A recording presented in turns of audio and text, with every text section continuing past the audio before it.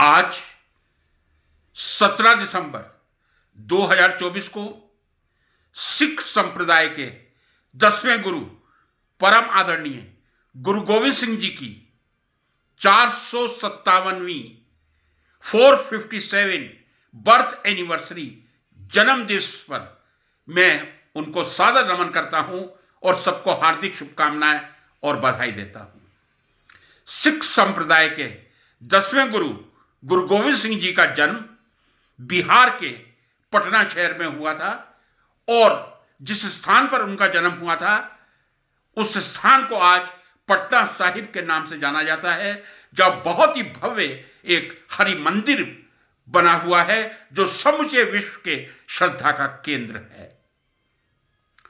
गुरु गोविंद सिंह जी के पूरे जीवन चित्र का आलेख करने से पहले मैं उनकी मृत्यु के बारे में बताना चाहूंगा।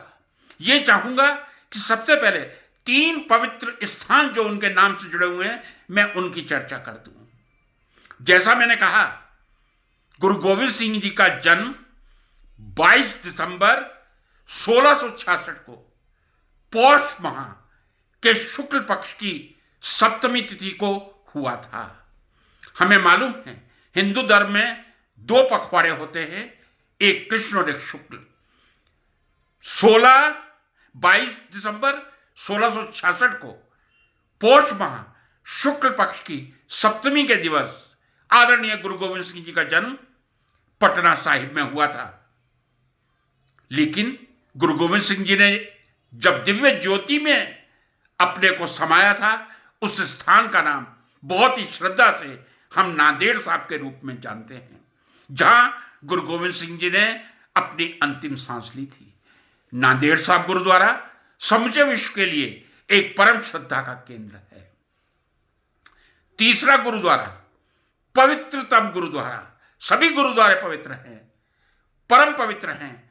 तीसरा गुरुद्वारा पांवटा साहब जो हिमाचल के सिरमौर जिले में स्थित है।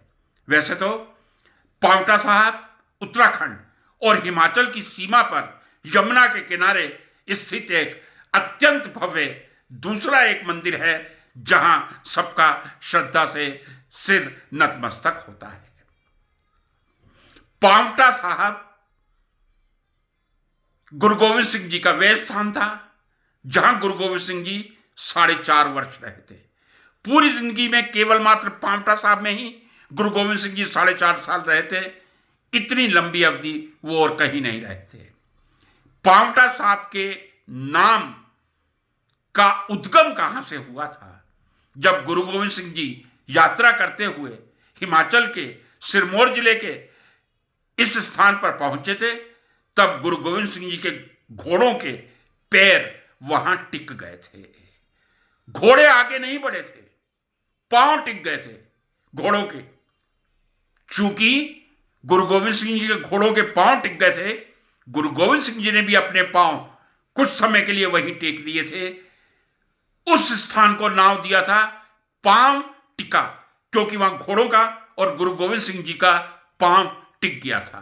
कालांतर में अपभ्रंश होते होते ये पवित्र शब्द पांवटा साहब के रूप में विख्यात हुआ है। और पांवटा साहब एक बहुत अच्छी इंडस्ट्रियल सिटी भी है, इंडस्ट्रियल टाउन भी है। गुरु गोविंद सिंह जी की यदि मैं बात करूं तो गुरु गोविंद सिंह जी बलिदान का दूसरा नाम ही गुरु गोविंद सिंह जी है। गुरु गोविंद सिंह जी के पिता सिख धर्म के 9वें गुरु गुरु तेग बहादुर जी की हत्या कर दी गई थी, मुगलों के द्वारा हत्या कर दी गई थी। गुरु गोविंद सिंह जी के 4 पुत्र थे। चारों के नाम मैं जरा पढ़ने की अनुमति चाहूंगा। एक पुत्र उनके साहिबजादा फतेह सिंह जी, दूसरे साहिबजादा जोरावर सिंह जी, तीसरे साहिबजादा जुझार सिंह जी, चौथे साहिबजादा अजीत सिंह जी। हम सबको मालूम है औरंगजेब के आदेश पर उनके 2 छोटे पुत्रों को जब दरबार में बुलाया गया था, तब उनके सामने यह शर्त रखी थी कि यदि आप मुस्लिम धर्म अंगीकार कर लेते हैं, स्वीकार कर लेते हैं, आप यहां से बाइज्जत बरी होकर अपना जीवन यापन कर सकते हैं। आपको जान के आश्चर्य होगा, उस समय उनके छोटे बेटे साहिबजादा फतेह सिंह जी 6 वर्ष के थे और साहिबजादा जोरावर सिंह जी 9 वर्ष के थे। दोनों ने कह दिया 6 और 9 वर्ष के बच्चों को कितना ज्ञान होता है, लेकिन उन महान बच्चों ने कहा हम मुस्लिम धर्म स्वीकार नहीं करेंगे, चाहे हमारे साथ जो भी किया जाए। तब मुगलों के आदेश पे उन्हें लाइव ब्रिक्ड कर दिया गया था। लाइव ब्रिक्ड का मतलब है जिंदा ईंटों में चुनवा दिया गया था। ऐसा बलिदान था गुरु गोविंद सिंह जी के 2 छोटे बच्चों का, एक की उम्र 6, एक की उम्र 9, एक साहिबजादा अजीत सिंह जी और दूसरे साहिबजादा जोरावर सिंह जी। 1 सप्ताह के अंदर ही गुरु गोविंद सिंह जी की माता गुजरी जी और साहिबजादा जुझार सिंह और दूसरे पुत्र साहिबजादा अजीत सिंह तीनों युद्ध में शहीद हो गए थे। तो शहादत का जो परिवार है उसके मुखिया का नाम ही गुरु गोविंद सिंह है। गुरु गोविंद सिंह जैसे बड़ी शहादत मैं नहीं समझता विश्व में कोई होगी। और अभी तक सबसे कम उम्र के बलिदान का कोई रिकॉर्ड है तो वो भी गुरु गोविंद सिंह जी के सबसे छोटे पुत्र के नाम है, साहिबजादा फतेह सिंह, जो 6 वर्ष की उम्र में दीवार में चिनवा दिए गए थे, लाइव ब्रिक्ड कर दिए गए थे। गुरु गोविंद सिंह जी बलिदान की कहानी तो कहते ही हैं। गुरु गोविंद सिंह जी के सिख संप्रदाय को और हमारे देश को, हिंदू संप्रदाय को दूसरे जो योगदान हैं वो भी अतुलनीय हैं। पांवटा साहब 4.5 साल रहने के बाद गुरु गोविंद सिंह जी आनंदपुर साहिब प्रस्थान कर गए थे। आनंदपुर साहब में जाके गुरु गोविंद सिंह जी ने खालसा धर्म की स्थापना की थी। खालसा पंथ की स्थापना सिख धर्म के गुरु गोविंद सिंह जी ने ही की थी। और कहते हैं 5 की जो सिख धर्म के प्रतीक हैं, केश, कंगा, कच्छ, कड़ा, कृपान, ये सिखों के निशान।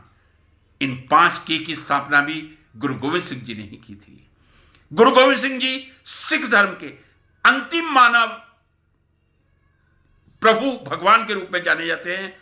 उन्होंने ही गुरु ग्रंथ साहब को सिख धर्म का गुरु अंगीकार किया था। उन्होंने कहा था कि सिख धर्म का सच्चा गुरु गुरु ग्रंथ साहब ही है। गुरु गोविंद सिंह जी से बड़ा बलिदान, गुरु गोविंद सिंह जी से बड़ा वॉरियर, गुरु गोविंद सिंह जी से बड़ा पोएट, गुरु गोविंद सिंह जी से बड़ा लिटरेचर का धनी और कोई इस पृथ्वी पर नहीं हो सकता है। जो बोले सो निहाल, बोलो सत श्री अकाल। ये भी गुरु गोविंद सिंह जी की देन थी। आज गुरु गोविंद सिंह जी की 457वीं जयंती पर, 456th बर्थ एनिवर्सरी पर गुरु गोविंद सिंह जी के अपने सच्चे हृदय से नमन करता हूं, जिन्होंने बलिदान का ऐसा उदाहरण पेश किया। 6 और 9 साल की उम्र के बच्चों ने मुस्लिम धर्म स्वीकार नहीं किया, मर जाना स्वीकार किया, दीवार में चुनवाना स्वीकार किया। ऐसे साहिबजादों के साहिबजादों को तो मैं नमन करता ही हूं, उनके बाकी 2 साहिबजादों को भी नमन करता हूं। उनकी माता गुजरी जी शहीद हुई थी, उनको नमन करता हूं। उनके पिता गुरु तेग बहादुर जी मुगलों के हाथों बलिदान का शिकार हुए थे, उनको नमन करता हूं। गुरु गोविंद सिंह जी की इस जयंती पर समूचे सिख संप्रदाय और समूचे हिंदू संप्रदाय जो एक ही हैं, कभी अलग नहीं हो सकते, कोटि कोटि नमन करता हूं।